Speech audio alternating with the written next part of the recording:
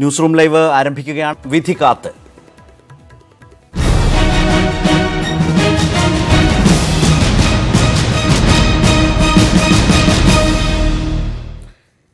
ശബരിമല സ്ത്രീ പ്രവേശന വിഷയത്തിൽ സുപ്രീം കോടതി തീരുമാനം അല്പസമയത്തിനകം. വിധിയുമായി ബന്ധപ്പെട്ട 65 ഹർജികളാണ് സുപ്രീം കോടതി പരിഗണിക്കുന്നത്. പുനഃപരിശോധനാ ഹർജികളും സാവകാശ ഹർജിയും റിട്ട് ഹർജികളും ഇന്ന് പരിഗണിക്കുന്നുണ്ട്. തന്ത്രിക്ക് എതിരായ കോടതിയലക്ഷ്യ ഹർജി ഇന്ന് പരിഗണിക്കാനുള്ള പട്ടികയിൽ ഉൾപ്പെടുത്തിയിട്ടില്ല.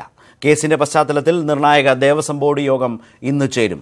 തെരഞ്ഞെടുപ്പ് പടിവാതിൽക്കൽ എത്തി നിൽക്കെ വരുന്ന സുപ്രീം കോടതി തീരുമാനത്തെ സർക്കാരും രാഷ്ട്രീയ പാർട്ടികളും അതീവ ഗൗരവമായാണ് പരിഗണിക്കുന്നത്. തന്ത്രി കുടുംബവും രാജകുടുംബവും കേസിലെ തുടർ തീരുമാനത്തിനായി കാത്തിരിക്കുകയാണ്. ഡൽഹിയിൽ നിന്ന് എം ഉണ്ണികൃഷ്ണനും തിരുവനന്തപുരത്ത് നിന്ന് ആർ കിരൺ ബാബുവും പന്തളത്ത് നിന്ന് ശ്യാം ദേവരാജും ചെങ്ങന്നൂരിൽ താഴമൺ തന്ത്രിമാരുടെ വസതിയിൽ നിന്ന് ജി ശ്രീജിത്തും ചേരുകയാണ് ഞങ്ങളുടെ പ്രതിനിധികൾ. ആദ്യം ഡൽഹിയിലേക്ക് എം ഉണ്ണികൃഷ്ണൻ ചേരുകയാണ്. ഉണ്ണി, സുപ്രീം കോടതിയിൽ ഈ ഹർജികൾ, പുനഃപരിശോധനാ ഹർജികളൊക്കെ പരിഗണിക്കുന്ന ഒരു ദിവസമാണ്. കോടതി നടപടികളെക്കുറിച്ചുള്ള വിവരം ആദ്യം.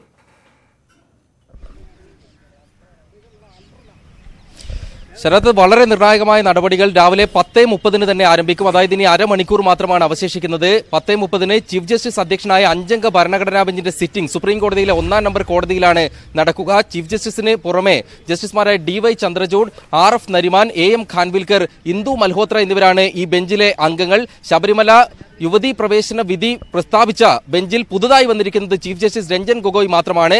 കഴിഞ്ഞ 4 മാസമായി യുവതീ പ്രവേശന വിധിക്ക് ശേഷം ഉയർന്ന പ്രധാനപ്പെട്ട ചോദ്യങ്ങൾക്കുള്ള ഉത്തരമാണ് ഇന്ന് ഭരണഘടനാ ബെഞ്ചിൽ നിന്നും പ്രതീക്ഷിക്കപ്പെടുന്നത്.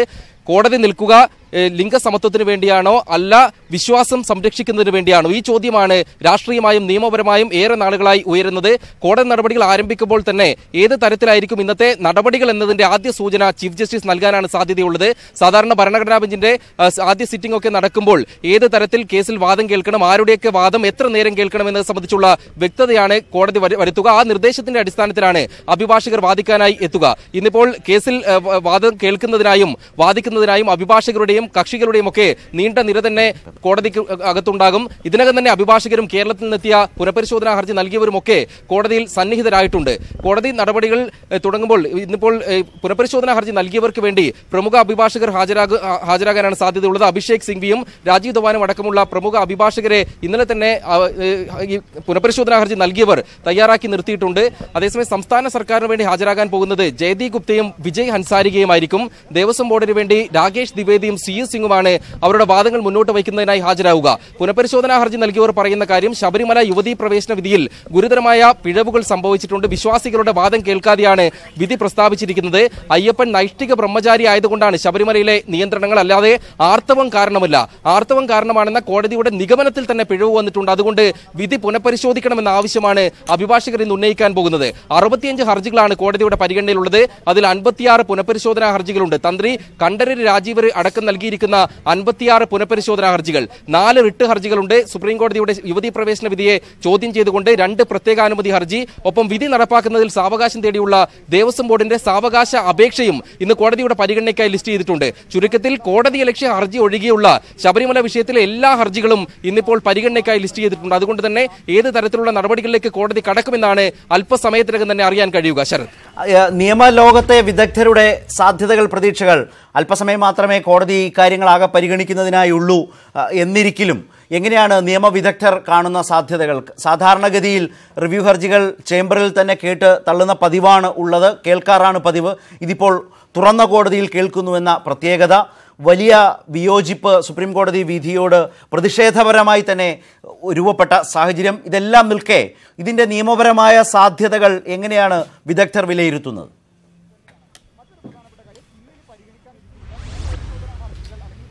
ശരത്, തീർച്ചയായും സമീപകാലത്ത് സുപ്രീം കോടതിയിൽ ഇത്രയധികം പുനഃപരിശോധനാ ഹർജികൾ സമർപ്പിക്കപ്പെട്ട കേസില്ല. കേശവാനന്ദ ഭാരതി കേസിലാണ് നേരത്തെ നിരവധി പുനഃപരിശോധനാ ഹർജികൾ ഇതിന് സമാനമായ രീതിയിലെങ്കിലും സമർപ്പിക്കപ്പെട്ടിരുന്നത്. പുനഃപരിശോധനാ ഹർജികളുടെ ഒരു തള്ളിക്കയറ്റം തന്നെയാണ് കഴിഞ്ഞ 4 മാസമായി സുപ്രീം കോടതിയിലേക്ക് ഉണ്ടായിരുന്നത്. കഴിഞ്ഞ നവംബറിൽ പുനഃപരിശോധനാ ഹർജികൾ തുറന്ന കോടതിയിൽ വാദം കേൾക്കാനായി സുപ്രീം കോടതി തീരുമാനിക്കുകയായിരുന്നു. അപ്പോഴും മണ്ഡലകാലം എന്ന വലിയൊരു കാലഘട്ടം ഈ യുവതീ പ്രവേശനത്തിന് ഒരുക്കിക്കൊണ്ടാണ് സുപ്രീം കോടതി വിധി സ്റ്റേ ചെയ്യാതെയുള്ള അന്നത്തെ തീരുമാനമെടുത്തിരുന്നത്.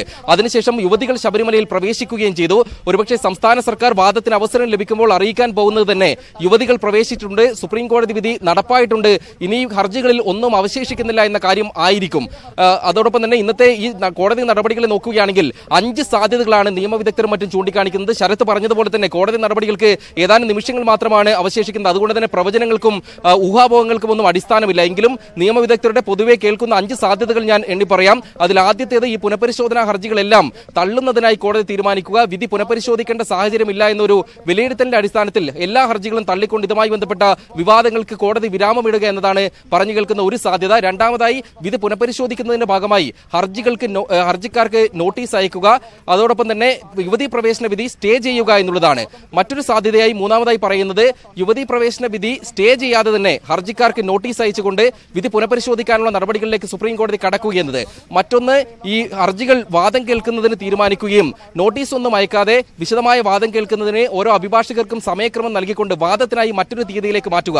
അവസാനത്തെ സാധ്യതയായി പറയുന്നത്, ഈ ഹർജികൾ വിശാല ബെഞ്ചിന്റെ പരിഗണനയ്ക്ക് വിടുന്നതിനുള്ള തീരുമാനത്തിലേക്ക് കോടതി കടക്കുക എന്നുള്ളതാണ്. വേണമെങ്കിൽ 7 അംഗ ബെഞ്ചിന്റെയോ മറ്റോ പരിഗണനയ്ക്ക് വിടാം. എല്ലാത്തിനും അടിസ്ഥാനമാവുക ബെഞ്ചിലെ ഭൂരിപക്ഷ അഭിപ്രായമാണ്. നിലവിൽ 5 അംഗ ബെഞ്ചിൽ ജസ്റ്റിസ് ഇന്ദു മൽഹോത്ര മാത്രമാണ് യുവതീ പ്രവേശനത്തെ എതിർത്തുകൊണ്ട് നിലപാട് സ്വീകരിച്ചിരിക്കുന്നത്.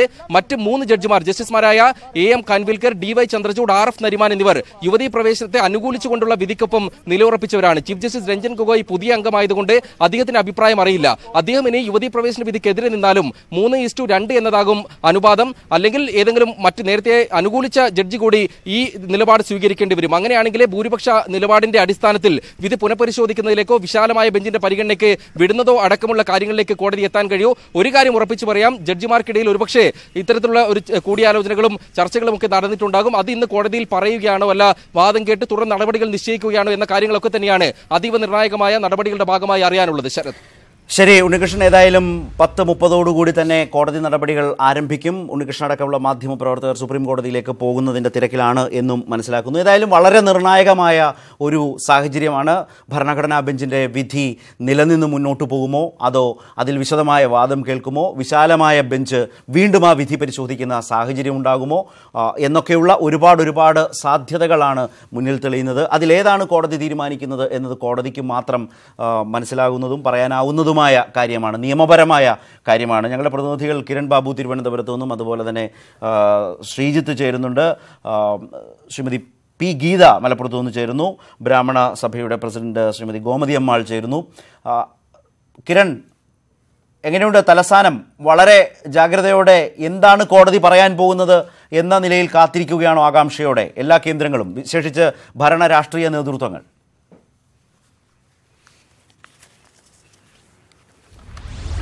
ശരത്ത്, അതുതന്നെയാണ് ഒരു ആരാധനാലയവുമായി ബന്ധപ്പെട്ട വിവാദം കേരള രാഷ്ട്രീയത്തെ ഇത്രത്തോളം സ്വാധീനിച്ച മറ്റൊരു സംഭവം അടുത്ത കാലത്തെങ്ങും ഉണ്ടാവില്ല. ഈ വിധി എന്തു തന്നെയായാലും കേരളത്തിലെ 3 മുന്നണികൾക്കും ഒരുപോലെ പ്രധാനപ്പെട്ടതാണ്. ഈ ഹർജികളെല്ലാം തള്ളുകയാണെങ്കിൽ സർക്കാരിനെ സംബന്ധിച്ച് അത് വലിയ ആത്മവിശ്വാസം നൽകും. സർക്കാരിന്റെ നവോത്ഥാന നിലപാടിനും ആയി മുന്നോട്ട് പോകാൻ കഴിയും. സർക്കാർ എടുത്ത നിലപാട് ശരിയാണെന്ന് സർക്കാരിന് ശക്തിയുക്തം വാദിക്കാൻ കഴിയും. എന്നാൽ മറിച്ചാണ് ഉണ്ടാവുന്നതെങ്കിൽ സ്വാഭാവികമായും സർക്കാർ പ്രതിരോധത്തിലാവും.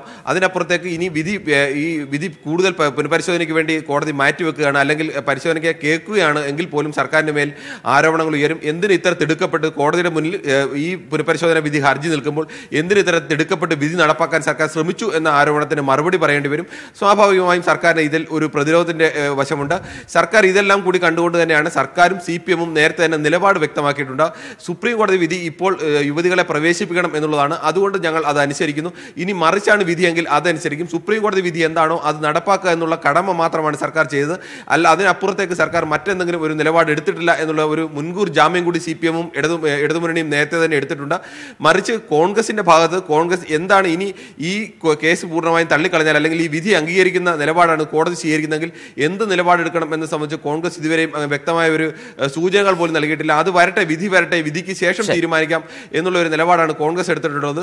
സ്വാഭാവികമായും ഈ വിധി അംഗീകരിച്ചാൽ ഏറ്റവും കൂടുതൽ പ്രതിസന്ധിയിലാവുന്ന കോൺഗ്രസ് ആവും. BJP ഇനി വിധി എന്തായാലും അംഗീകരിച്ചാലും ആയാലും ഇല്ലെങ്കിലും ഞങ്ങൾ ഇതിനെ എതിർക്കും എന്നുള്ള നിലപാട് നേരത്തെ തന്നെ വ്യക്തമാക്കിയിട്ടുണ്ട്. ഒരു രാഷ്ട്രീയ പാർട്ടി എന്ന നിലയ്ക്ക് ഈ വിധി വന്നു കഴിഞ്ഞാൽ വിധിക്കെതിരെ പറയാൻ BJPക്ക് പരിമിതിയുണ്ട്. എന്നാൽ BJP പ്രധാനമായും സമരം നടത്തുന്നത് ശബരിമല കർമ്മസമിതി അടക്കമുള്ള സംഘപരിവാർ സംഘടനകളുടെ നേതൃത്വത്തിലാണ്. ഇത്തരം സംഘടനകൾക്ക് ഇത്തരം പരിമിതികളൊന്നും തന്നെയില്ല. അവർ നേരത്തെ തന്നെ വ്യക്തമാക്കിയിട്ടുണ്ട്, സുപ്രീം കോടതി വിധി ഇനി എന്തായാലും ഞങ്ങൾ ഈ വിധി അംഗീകരിക്കില്ല, ഈ തീരുമാനം അംഗീകരിക്കില്ല, ഇതിനെതിരെയുള്ള എതിർപ്പുമായി മുന്നോട്ട് പോകും എന്ന് തന്നെയാണ്. ഈ മൂന്ന് മുന്നണികളെ സംബന്ധിച്ചും ഒരു തെരഞ്ഞെടുപ്പിന് തൊട്ട് മുന്നിൽ നിൽക്കുകയാണ്. ഈ തെരഞ്ഞെടുപ്പിനെ സ്വാധീനിക്കാൻ കഴിയുന്ന വലിയൊരു വിഷയം കൂടിയാണിത്. സൂചിപ്പിച്ചതുപോലെ 3 തരത്തിലാണ്. സർക്കാരിന് അതീവ നിർണായകമാണ് കോടതി ഇന്നെന്തു പറയുന്നു എന്നത് സംബന്ധിച്ച്. അതേസമയം കോൺഗ്രസിനെ സംബന്ധിച്ചും വളരെ പ്രാധാന്യമുള്ളതാണ്. കോൺഗ്രസിനകത്ത് തന്നെ VD സതീശനെ പോലെയുള്ള നേതാക്കൾ വിധിയുടെ പ്രസക്തിയെക്കുറിച്ചും ഇപ്പോൾ മെല്ലെ സംസാരിച്ചു തുടങ്ങുന്നു എന്നത് കാണാതിരുന്നുകൂടാ. BJPയെ സംബന്ധിച്ച് പൂർണ്ണമായും വിധി എതിരായാൽ വലിയ സമ്മർദ്ദത്തിലേക്ക് പോകേണ്ടി വരും. കേന്ദ്ര സർക്കാർ എന്താണ് ഇതിനെതിരായി നിയമപരമായി ചെയ്യാനാവുക, ഓർഡിനൻസ് പോലെയുള്ള ആവശ്യം ശക്തമാകും. ആ നിലകളിലൊക്കെ അതീവ സങ്കീർണവും നിർണായകവും വളരെയേറെ പ്രാധാന്യം നിറഞ്ഞതുമായ ഒരു നിയമ നടപടിക്രമത്തിലേക്കാണ് കേരളം ഉറ്റുനോക്കുന്നത്. സുപ്രീം കോടതിയുടെ ഭരണഘടനാ ബെഞ്ച്, 5-അംഗ ബെഞ്ച് പുനഃപരിശോധനാ ഹർജികൾ, ശബരിമല വിധിയിലെ പുനഃപരിശോധനാ ഹർജികൾ, റിട്ട് ഹർജികൾ പരിഗണിക്കുകയാണ്. തിരുവനന്തപുരത്ത് നിന്നും കിരൺ ബാബുവുമാണ് വിവരങ്ങൾ തന്നത്. ഇപ്പോൾ ശ്രീജിത്ത് കൂടി ചേരുകയാണ്. ശ്രീജിത്ത്, ഈ പന്തളം രാജകുടുംബം അതുപോലെ തന്ത്രി കുടുംബം ഈ രണ്ടു കൂട്ടരും വലിയ പ്രതീക്ഷയിലാണോ? എതിരായ വിധി, അവർക്കെതിരായ ഈ വിധി തിരുത്തപ്പെടും എന്ന ആത്മവിശ്വാസത്തിലാണോ അവരുള്ളത്?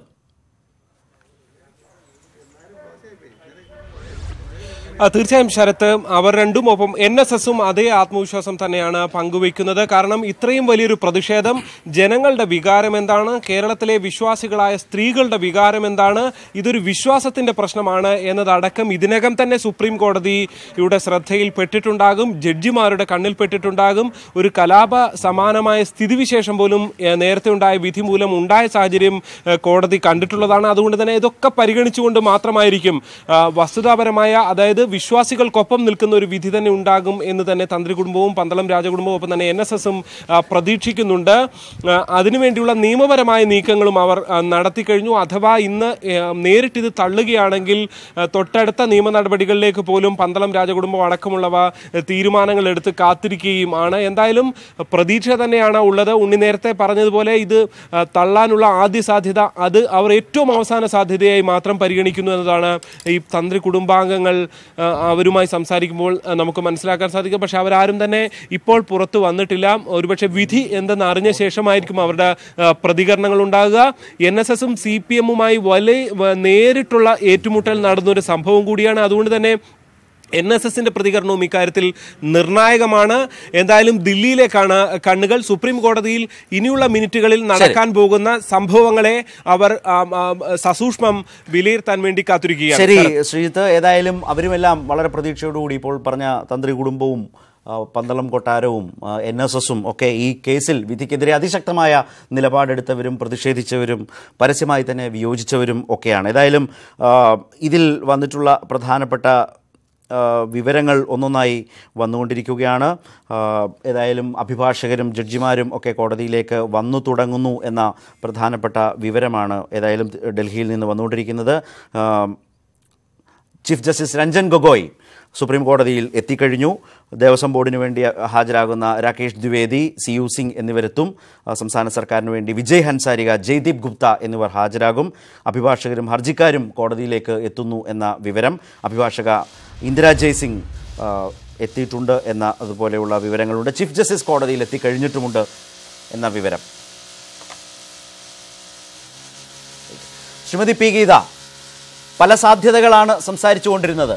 ഭരണഘടനാ ബെഞ്ചിന്റെ വിധിയുടെ തുടർച്ച, നിയമപരമായ അതിൻ്റെ സാധുത നിലനിന്ന് തന്നെ മുന്നോട്ട് പോകും, അതിനപ്പുറമൊന്നും കരുതേണ്ടതില്ല എന്നാണോ വിചാരിക്കുന്നത്?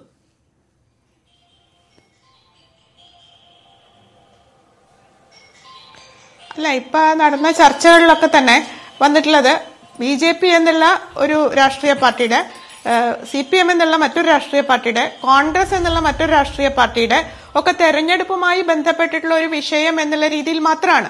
വാസ്തവത്തിൽ നമ്മൾ ആലോചിച്ച് നോക്കൂ, ഇതിൽ എന്താണ് മാനവികമായിട്ടും ധാർമ്മികമായിട്ടും ഒരു തടസ്സം ഉണ്ടായിരുന്നത്? ഇതില് സ്ത്രീകളുടെ പ്രവേശം എന്നുള്ളത് വാസ്തവത്തിൽ RSSനെ പോലെ ഉള്ളവർ പോലും അംഗീകരിച്ചിരുന്ന ഒരു സാഹചര്യത്തിൽ നിന്ന് ഇലക്ഷൻ മുന്നിൽ കണ്ടുകൊണ്ട് സ്ത്രീ വിഭാഗത്തെ മുഴുവൻ നീക്കം ചെയ്യുന്ന സ്ത്രീകളെ വെച്ച് കളിച്ചൊരു കളിയാണിത്.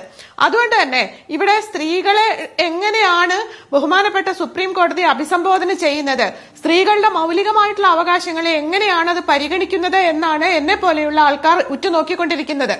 എന്റെ വിശ്വാസത്തിനോ എന്റെ ആചാരത്തിനോ മറ്റൊരാൾ തടസ്സമാവുന്നില്ലല്ലോ. അപ്പൊ ആ രീതിയിൽ അതിനെ സംരക്ഷിക്കാൻ വിശ്വാസികൾക്കും ആചാരികൾക്കും സാധ്യമാണ് എന്നിരിക്കെ അതല്ലാത്ത മറ്റൊരു വിഭാഗം സ്ത്രീകളെ എന്തുകൊണ്ടാണ് ഈ വിശ്വാസത്തിന്റെയും ആചാരത്തിന്റെയും പേര് പറഞ്ഞ് മൗലികാവകാശങ്ങളെ ലംഘിച്ചുകൊണ്ട് ഇവിടെയുള്ള പാട്രിയാർക്കി ഇത്തരത്തിലുള്ള ഇലക്ഷൻ പൊളിറ്റിക്സ് കളിക്കുന്നത് എന്നും ആ ഇലക്ഷൻ പൊളിറ്റിക്സിനെ ന്യായമായിരിക്കുന്ന ഭരണഘടനാപരമായിട്ടുള്ള അവകാശങ്ങൾക്ക് മേൽ നിർത്തിക്കൊണ്ട് ചർച്ച ചെയ്യാൻ ഇന്ത്യയിലെ സുപ്രീം കോടതിക്ക് സാധ്യമാകുമോ എന്നുമാണ് എന്നെ പോലുള്ളവർ ഉറ്റുനോക്കിക്കൊണ്ടിരിക്കുന്നത്. കോടതി വിധി എന്തായാലും അത് മാനിക്കുക എന്നുള്ളതാണ് ജനാധിപത്യ വിശ്വാസികളായി ഞങ്ങൾക്ക് ചെയ്യാനുള്ളത്. എന്നിരിക്കെ കോടതി എങ്ങനെയാണ് ഈ പ്രശ്നത്തെ അഭിസംബോധന ചെയ്യുന്നത്, അതിൽ സ്ത്രീയുടെ രാഷ്ട്രീയത്തെ, അതിൽ ജനാധിപത്യ രാഷ്ട്രീയത്തെ, മതേതര രാഷ്ട്രീയത്തെ ഒക്കെ എങ്ങനെയാണ് സുപ്രീം കോടതി ഭരണഘടനയുമായി ബന്ധപ്പെട്ടുകൊണ്ട് വ്യാഖ്യാനിക്കാൻ പോകുന്നത് എന്നാണ് ഞങ്ങൾ ഉറ്റുനോക്കുന്നത്. ഞാൻ താങ്കളിലേക്ക് വരാം. ശ്രീമതി ഗോമതി അമ്മാൾ ബ്രാഹ്മണ സഭയുടെ പ്രസിഡന്റാണ്, സേവ് ശബരിമല ഫോറവുമൊക്കെയായി ബന്ധപ്പെട്ട് പ്രവർത്തിക്കുന്നു. ഗോമതി അമ്മാൾ, വലിയ ആത്മവിശ്വാസമുണ്ടോ? വലിയ എതിരായ വിധിയാണ് നിങ്ങളെയൊക്കെ സംബന്ധിച്ച് വന്നിട്ടുള്ളത്. അതിനെതിരായ പുനഃപരിശോധനാ ഹർജികളാണ്, ഭരണഘടനാ ബെഞ്ചിൻ്റെ വിധിയാണ് വന്നത്, അതിലാണ് വീണ്ടും പരിശോധന നടക്കുന്നത്. വലിയ വിശ്വാസമുണ്ടോ ഒരു തിരുത്തലുണ്ടാകുമെന്ന്? തീർച്ചയായിട്ടും ഞങ്ങൾ വിശ്വാസികളാണ്. ഞങ്ങൾ വേറെ ഒന്നുമല്ല ഉദ്ദേശിക്കുന്നത്. അയ്യപ്പനെ മാത്രം വിശ്വസിച്ചിരിക്കുകയാണ്. അയ്യപ്പൻ്റെ അവിടുത്തെ ആ ദേവതയ്ക്ക് അഹിതമായ കാര്യങ്ങൾ അവിടെ നടന്നുകൂടാ. അതിനെതിരെ ഇപ്പോൾ കുറേ ആളുകളൊക്കെ പ്രവർത്തിച്ചിട്ടുണ്ട്. 500 പേര് കയറി, 1000 പേര് കയറി, അവസാനം 50 പേര് കയറി, ഇപ്പം 2 പേര് കയറി എന്നുള്ള അവസ്ഥ വരെ എത്തി. അപ്പോൾ അവരെയൊക്കെ നയിച്ച് കൊണ്ടുപോയി ആ ആചാര ലംഘനം നടത്താൻ പലരും ശ്രമിച്ചു. അതിൻ്റെ ഭാഗം ആരാണ് എന്നൊന്നും ഞാൻ പറയുന്നില്ല. ആചാര ലംഘനം ഇങ്ങനെ നടത്തിയതിൽ ആ ദേവതയ്ക്ക്, ആ ദേവതയുടെ ശക്തിക്ക് ഭംഗം വന്നിട്ടുണ്ട് എന്ന് ഞങ്ങൾ വിശ്വസിക്കുന്നു. ഞങ്ങൾ വിശ്വാസികളെ സംബന്ധിച്ചിടത്തോളം ഇത് വളരെ വളരെ ദുഃഖകരമായ കാര്യമാണ്. ഇപ്പോൾ ഗീത പറഞ്ഞു, ജാതി മതം എന്നൊക്കെ ഒരുപാട് കാര്യങ്ങൾ ആ സ്ത്രീയുടെ സംസാരത്തിൽ വന്നു. ശബരിമലയെ സംബന്ധിച്ചിടത്തോളം അവിടെ ജാതിയോ മതമോ ദളിതനെന്നോ എന്നുള്ള ഒരു പരിഗണനയും ഇല്ലായിരുന്നു. നമുക്കെല്ലാം അറിയാം, എത്രയോ കാലം തൊട്ട് ശബരിമലയിൽ ജാതി മത വ്യത്യാസമില്ലാതെ ഭക്തർ പോയിരുന്നു. മുസ്ലിമുകൾ പോയിരുന്നു, ക്രിസ്ത്യാനികൾ പോയിരുന്നു. ദളിതൻ എന്നൊരു വാക്കേ അവിടെ ഇല്ലായിരുന്നു. കേരളത്തിൽ തന്നെ ഈ ദളിതൻ എന്നുള്ള വാക്ക് എനിക്കിപ്പോൾ 70 വയസ്സുണ്ട്. എന്റെ ഈ കാലഘട്ടത്തിനിടയിൽ ഈ ദളിതൻ എന്നുള്ള വാക്ക് ഏറ്റവും കൂടുതലായിട്ട് കേൾക്കാൻ തുടങ്ങിയത് ഇപ്പോഴാണ്. ഹിന്ദുക്കളെ കുറെ തട്ടിലാക്കി നീ ദളിതനാണ് എന്ന് പറഞ്ഞ് അവന്റെ ഉള്ളിൽ എന്നോ ഇല്ലാതെ പോയിരുന്ന ഒരു കാര്യത്തെ നമ്മൾ ഉയർത്തിപ്പിടിച്ചുകൊണ്ട് ഞങ്ങൾക്ക് അനുകൂലമായിട്ട് നിർത്താൻ വേണ്ടിയിട്ട് കുറെ ആളുകൾ ശ്രമിക്കുന്നുണ്ട്. അതൊക്കെ ഞങ്ങൾക്കറിയാം. ദളിതൻ എന്നുള്ളൊരു വാക്ക് ഇവിടെ ഇല്ലായിരുന്നു. ഇപ്പൊ അന്ന് ഇവിടെ മനിതി സംഘടനകൾ വന്നു. മനിതി സംഘടനകൾ തമിഴ്നാട്ടിൽ നിന്നാണ് വന്നത്. നമുക്കെല്ലാം അറിയാം, ഇന്നും തമിഴ്നാട്ടിൽ പല സ്ഥലത്തും ഉൾനാടൻ ഗ്രാമങ്ങളിൽ 2 പാത്രമാണ്. ദളിതന് വേറെയാണ്, അല്ലാത്തവന് വേറെയാണ്. ദളിതന്റെ പേരിൽ കൊലകൾ നടക്കുന്നുണ്ട്.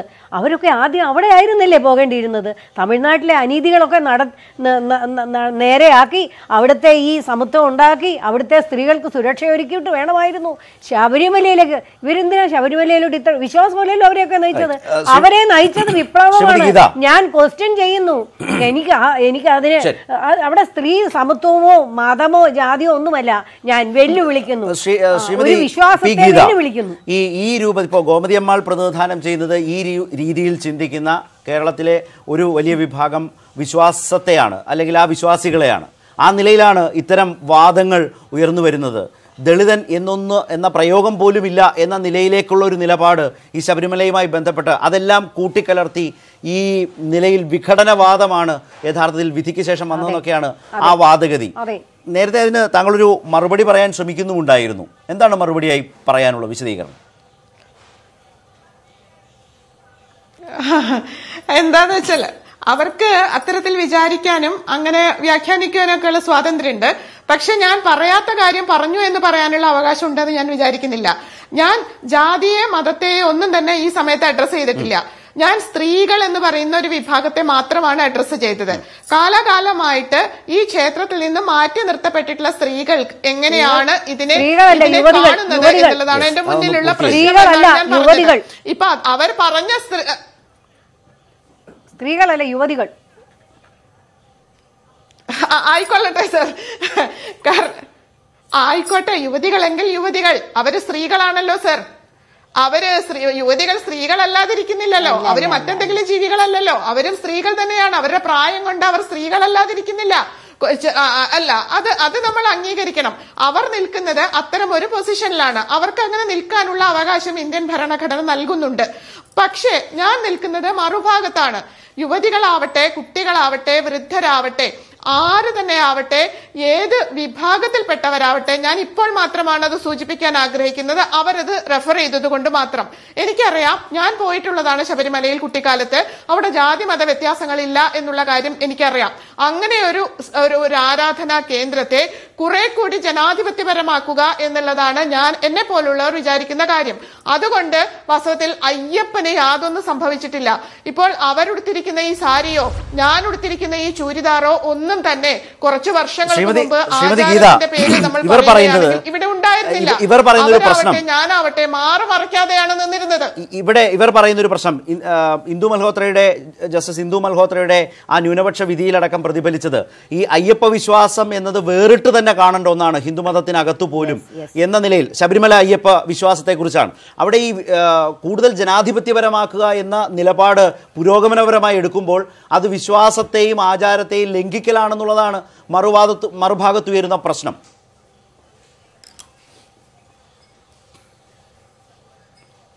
അല്ല, അതിലെന്ത് വിശ്വാസ ലംഘനമാണുള്ളത്? അവർക്ക് വിശ്വാസം ഇല്ല എങ്കിൽ അവർക്ക് അവിടെ പോകുന്നതിൽ എന്തെങ്കിലും തരത്തിലുള്ള തടസ്സം ഉണ്ടെങ്കിൽ അവർ പോകേണ്ടതില്ല. ആരും അവരെ നിർബന്ധിച്ച് പറഞ്ഞയക്കരുത് എന്ന് മാത്രമേ എനിക്ക് പറയാനുള്ളൂ.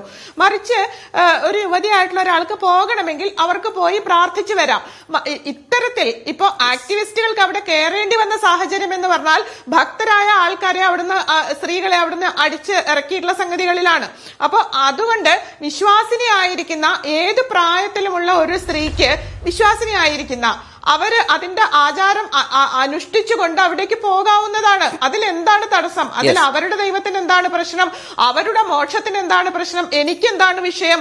അപ്പൊ അതൊക്കെ തന്നെ അത്തരത്തിലുള്ള ഒരു സാംസ്കാരിക വികാസമുള്ള ഒരു നാടാണ് ഇന്ത്യ എന്നാണ് ഞാൻ മനസ്സിലാക്കുന്നത്. കാരണം ബഹുസ്വരമാണ് ഇവിടുത്തെ ദൈവങ്ങളുടെ അവസ്ഥ, ബഹുസ്വരമാണ് ഇവിടുത്തെ ജീവിത സാഹചര്യം. അതുകൊണ്ട് അത്തരത്തിലുള്ള ഒന്നിനെ അംഗീകരിക്കുന്ന ഒരു മനസ്സുമാണ് ഇന്ത്യക്കുള്ളത് എന്നിരിക്കെ അതിനെ അംഗീകരിക്കാനും അതിനെ മാനിക്കാനുമുള്ള ജനാധിപത്യ മര്യാദയാണ് ഞാൻ പ്രതീക്ഷിക്കുന്നത്. അത്ര മാത്രമേ ഉള്ളൂ ഇതിലൊരു വിഷയം. ബാക്കിയെല്ലാം ഇവിടെ ഇലക്ഷൻ പൊളിറ്റിക്സുമായി ബന്ധപ്പെട്ടുണ്ടാക്കിയതാണ്. തെരഞ്ഞെടുപ്പ്, രാഷ്ട്രീയ പാർട്ടികളുടെ താല്പര്യം എല്ലാം വിധിക്ക് ശേഷം ഇതിൽ കൂടിക്കലർന്നു എന്നത് വളരെ പരസ്യമായ യാഥാർത്ഥ്യം തന്നെയാണ് ശ്രീമതി ഗീത പറഞ്ഞതുപോലെ. മറുഭാഗത്ത് വിശ്വാസികളായ ഒരു വലിയ വിഭാഗം ആളുകൾ ഇപ്പോഴും ആ നിലയിൽ വിധി തിരുത്തപ്പെടും എന്ന നിലയിൽ നിൽക്കുകയാണ്.